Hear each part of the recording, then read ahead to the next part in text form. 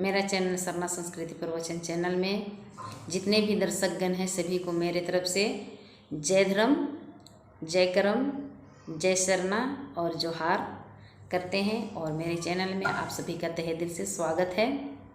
मैं सुशीला टोप्पो राजीपाड़ा सरना प्रार्थना सभा मुड़मा भारत की सक्रिय सदस्य हूँ और आप लोगों तक अपने विचार को मैं साझा कर पाती हूँ मेरे चैनल के माध्यम से।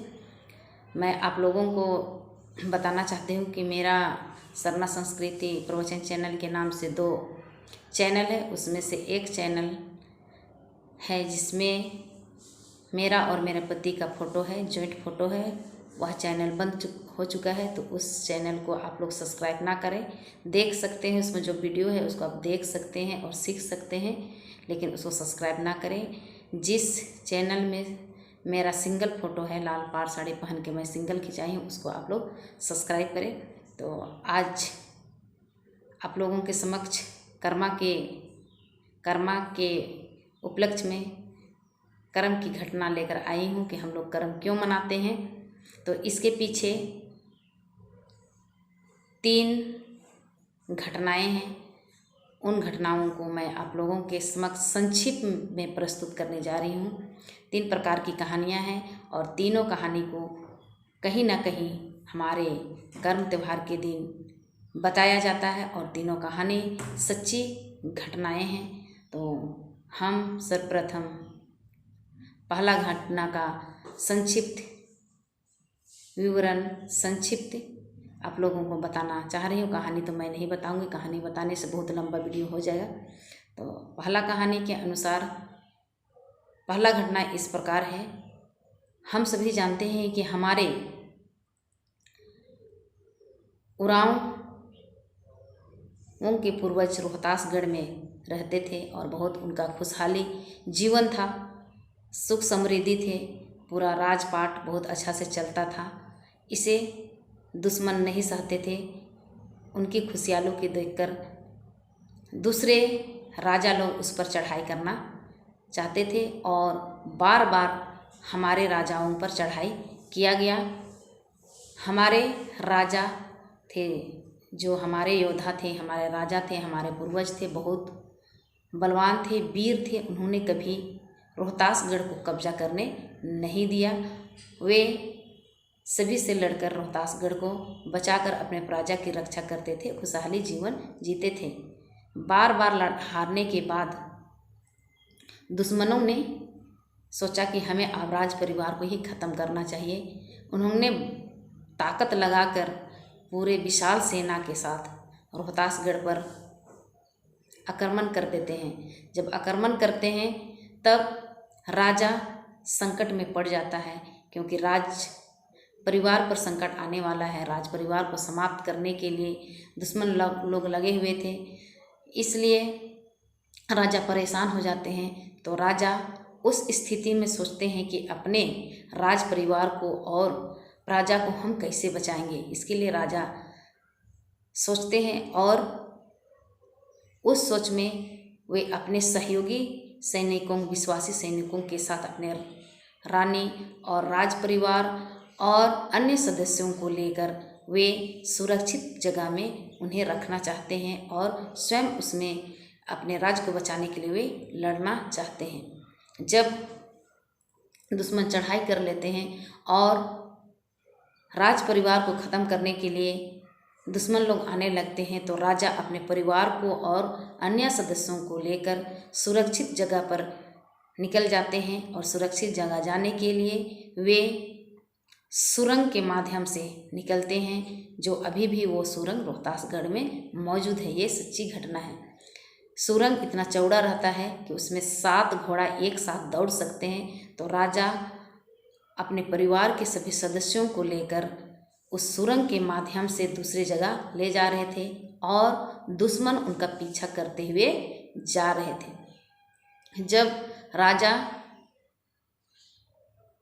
सुरंग के माध्यम से सुरंग को ख़त्म करके वे सोन नदी के किनारे पहुंचते हैं। सोन नदी के किनारे पहुंचने के बाद और आगे जाते हैं अपने राज परिवार को बचाने के लिए, उन्हें छिपाने के लिए।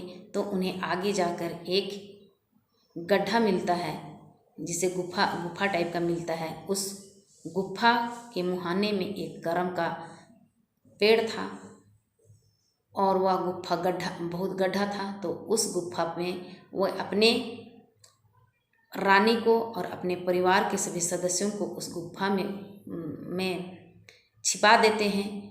और इधर दुश्मन है जो कि राजा का पीछा करते हुए पहुंच रहे थे। तब राजा ने अपने धर्मेश चालामास से घुराया और बोला कि हे करमदेव, हम आपके आसरा में इस परिवार को, मेरे परिवार को हम छोड़ के जा रहे हैं, आप रक्षा कीजिएगा। इतना कह के राजा ने 3 चक्कर लगाया और वहाँ से वो चले गए। जैसे वहाँ गुफा के पास दुश्मन पहुँचते हैं, वह जो करम गाछ था, वह विशाल सा करम गाछ, जो विशाल छोटा सा करम गाछ था, वह विशाल बन जाता है और पूरा जो वो गड्ढा था, जो गुफा था, उसको पूरा ढक देता है। जब ढक देता है और दुश्मन उधर से गुजरते हैं और अंदर में रानी सब रहते हैं और सभी कोई उनके दुश्मनों की बात को सुनते हैं। वे बोलते हैं कि राजा तो इधर से ही आए, लेकिन वे गए कहाँ, दिखाई नहीं दे रहे। राज परिवार इधर ही आया। रानी गुफा के अंदर अपने हाथ के सोने की, अपने हाथ में वो हीरा की अंगूठी पहनी हुई रहती है, उसको वो टोकरी में जलाती है। जब टोकरी में जलाती है तो पूरा गुफा उजियारा होने लगता है। तो वो डर जाती है कि उजियारा होने से हमें दुश्मन लोग पहचान लेंगे, इसलिए वह उस टोकरी को साखिन का पत्ते से उसको ढक देती है। साखिन का पत्ता, जिसको सारू पत्ता भी कहते हैं, तो उससे वो ढक देती है ताकि उसका रोशनी बाहर तक ना जा पाए और दुश्मन हमें ना पकड़ पाए। तो दुश्मन जो कुछ भी बोल रहे हैं सबको रानी लोग और उसका परिवार सुन रहे हैं और सभी चुपचाप थे। दुश्मन वहाँ से निकल जाते हैं और राजा जो थे, हमारे आदिवासी राजा, उरांव राजा जो थे, वो अपने सैनिकों के साथ दुश्मनों का मुकाबला 7 दिन और 7 रात तक करते हैं। युद्ध खत्म हो जाता है तो वे सभी वापस लौटते हैं और राजा अपने परिवार को लेने के लिए उस गुफा के पास जाते हैं। राजा देखते हैं कि उनका परिवार पूरा सुरक्षित है, उन्हें खरोंच तक नहीं आया है। राजा यह देखकर आश्चर्यचकित हो जाता है और देखता है कि वहाँ करम का जो पेड़ है वह उनको ढक के रखा हुआ। तब वह उस दिन भादों का दिन रहता है, भादों एकादशी का दिन रहता है, वह 3 चक्कर लगाता है और करम का 3 डाली काटता है राजा। और सभी मिलजुल कर खुशी मनाते हुए अपना राजमहल आ जाते हैं और पूरे धूमधाम के साथ पूजा पाठ करते हैं और खुशियाँ मनाते हैं। तो यह सच्ची घटना है। धर्मेश चालामा ने उन लोगों को बचाया, आज भी वह कहा जाता है कि आज भी वह करम पेड़ वहाँ पर मौजूद है। मैं तो नहीं देखी हूँ, लेकिन कहा जाता है कि वह करम पेड़ आज भी है, वैसी तरह का है। तो हम लोग के राजा महाराजाओं ने सुरंग बनाया था, वह सुरंग भी अभी है। रोहतास गढ़ जो भी गए होंगे ज़रूर देखे होंगे कि सुरंग कैसा बनाया गया था। तो इस तरह यह पहला घटना है। इस कहानी को उत्तर प्रदेश, मध्य प्रदेश राज्यों में कहा जाता है। कहानी नंबर 2 के अनुसार रोहतासगढ़ के अंतर्गत एक गांव था, उसमें 4 भाई रहते थे, कर्मा, धर्मा, धनवा और रिझुआ। चारों भाई में सबसे बड़ा कर्मा थे और उससे छोटा धर्मा थे। कर्मा और धर्मा दोनों भाई अपने परिवार का लालन पालन करने के लिए वे दूसरे राज्य में व्यापार करने के लिए चले गए थे और अपने पत्नियों को छोटे भाइयों के लिए सौंपे थे। उनका परिवार बहुत खुशहाल था, सभी अच्छे से रहते थे। कर्मा कर्म पर विश्वास करता था और धर्मा कर्म और धर्म दोनों पर विश्वास करता था। कुछ दिन काम करने के बाद दोनों भाई भादो एकादशी के दिन घर वापस आते हैं। रास्ते में वे बहुत सारा सामान लेकर आते हैं। तो कर्मा अपने भाई धर्मा से कहता है कि जाओ भाई, आप घर के सदस्यों को, नया लोगों को हम लोगों का सामान लेने के लिए और हमारा स्वागत के लिए आप बुला के लाइएगा। कर्मा का भाई जो था धर्मा, वह चला जाता है। जब वह जाता है तो देखता है कि वहाँ पर सारे लोग कर्म गाड़ कर खुशियाँ मना रहे हैं, उसका पूजा पाठ कर रहे हैं। धर्मा वहीं पर वो भी त्यौहार मनाने लगता है, नाच गान में लीन हो जाता है। इधर बहुत देर तक धर्मा नहीं आता है तो कर्मा आग बबूला हो जाता है और वह गुस्सा के चला जाता है घर में जाके देखता है तो सभी लोग कर्म का पेड़ को कर्म का डाल को गाड़ कर नाच रहे हैं, खुशियाँ मना रहे हैं। धर्मा भी उसमें रिझा गया है। कर्मा बहुत गुस्सा जाता है और धर्मा को डांट फटकार करता है और बोलता है कि हम कर्मा हैं और आप लोग किस कर्मदेव को मार रहे हैं। हम थके हुए हैं, थक कर आए हैं और आप लोग हमें स्वागत करने नहीं जा रहे हैं। वह गुस्सा जाता है और कर्म पेड़ को उखाड़ कर फेंक देता है। कर्म देव जो है वो गुस्सा के चला जाता है। जाने के बाद उसके परिवार में बहुत सारा दुख तकलीफ आना शुरू होने लगता है और इधर धर्मा का परिवार है जो को खुशहाली, पूरा गांव का परिवार खुशहाली रहता है और कर्मा का परिवार बहुत दुख होने लगता है। एक दिन ऐसा स्थिति आता है कि उसका परिवार उजड़ने लगता है। तब कर्मा सोच में पड़ता है कि इस तरह से क्यों हुआ। वह मन ही मन सोचने लगता है। तब उन्हें आकाशवाणी होती है कि हे कर्मा, तुमने कर्मदेव को उखाड़ कर जो फेंका है वह बहुत ही गलत किया है। इधर कर्मा को ऐसा जब स्वप्न आने लगता है और बोलता है कि तुम जाओ और कर्म पेड़ को लेकर आओ और उसे पूजा पाठ करो, तभी तुम्हारा अन्न धन सुख समृद्धि मिलेगा, तुम वापस सुखी जीवन जी सकते हो।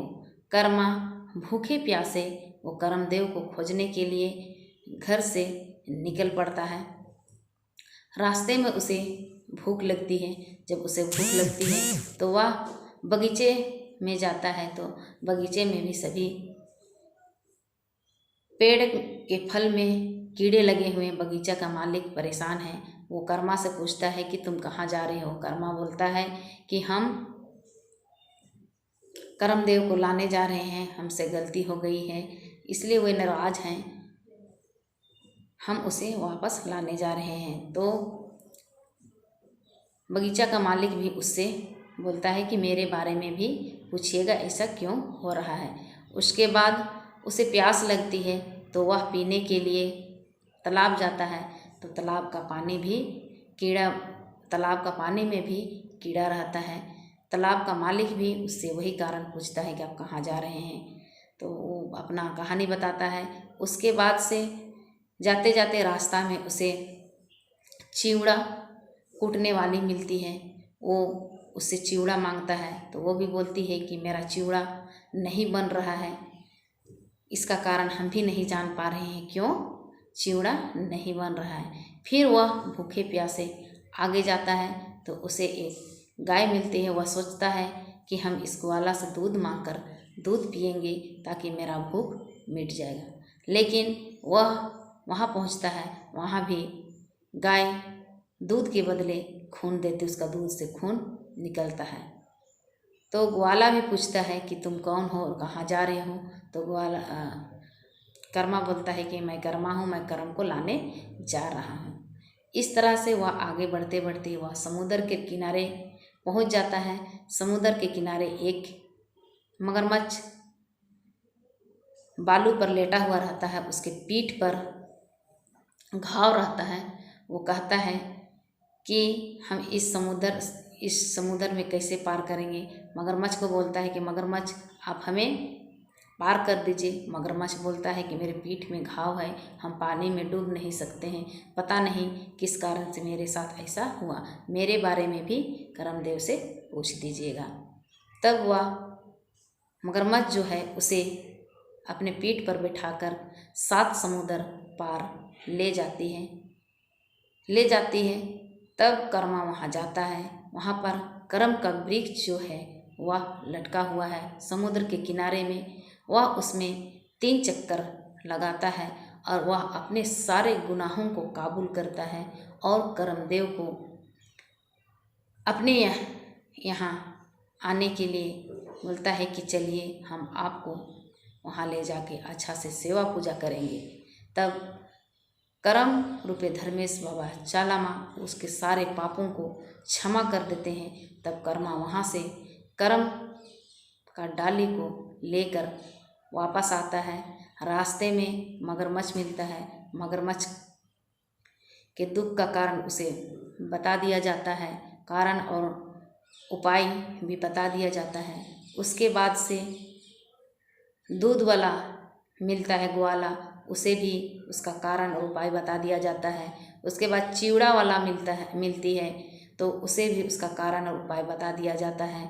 उसके बाद जब वापस आते हैं तो तालाब का मालिक मिलता है, उसे भी कारण और उसका उपाय बता दिया जाता है। उसके बाद फल वाला बगीचा वाला मिलता है, उसको भी कारण और उपाय बता दिया जाता है। और धीरे धीरे कर्मा अपना गांव पहुंच जाता है। उसका स्वागत के लिए पूरे गांव के लोग ढोल मांदर नगाड़ा लेकर आते हैं और खुशी खुशी कर्मदेव को ले जाकर पूजा पाठ करते हैं और अपने सारे पापों के लिए क्षमा मांगते हैं। इस तरह खुशियाँ मनाई जाती है। यह दूसरी कहानी है। तीसरी कहानी के अनुसार इसमें 7 भाई थे। इस कहानी के अनुसार 7 भाई थे। कर्मा, धर्मा, रिझुआ,